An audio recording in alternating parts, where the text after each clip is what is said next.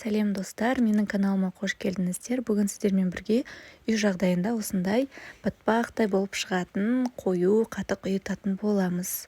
Алдағы рецепттерді жіберіп алмау үшін маған подписация етіп, колокольчикті басып қойыңыздар. Сол кезде жіберіп алмайсыздар. Мінекей біздің ұйытатын қатығымыз осындай қою, әдемі болып шығады. Мен сіздерге қазір бүкіл секретмен бөлісетін боламын. Видеоны соңына дейін қараңыздар. Ең алдымен бізге қолдың сүті керек болады, магазиннің сүті жарамайды. Қолдың сүтін әдемілеп жақсылап, осылайынан көпіршітіп, қайнатып алатын боламыз.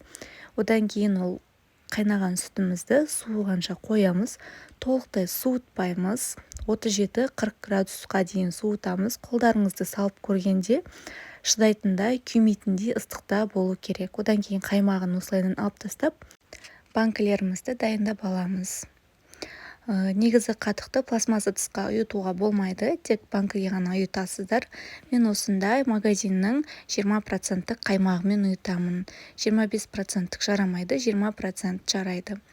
1 литр қатыққа 1 шай қасық, 2 литр қатыққа 2 шай қасық қосасыздар.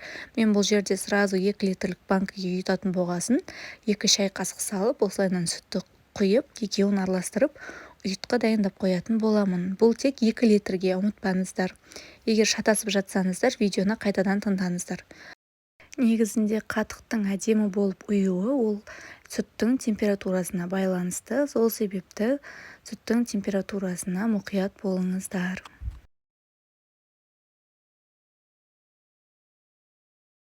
Соңында банкі толуға аз қалғанда жаңағы ұйытқымызды құйып, үлкен қасықтың көмегімен алып жақсылап араластырып жібереміз. Өйткені біздің ұйытқымыз араласу керек. Одан кейін осылайынан бетін жауып, сыртынан қалың осындай жаңағыдай көрпеше болмаса қалың майлық сондай орап, жылы жерге 5-6 сағатқа ұйығанша қойып қоясыздар. Ұйығаннан кейін алып, қатықтың өзін ішсеңіздер де болады, болмаса бидай көже, перловка салып жесеңіздер де болады. Баршаңызға ас болсын.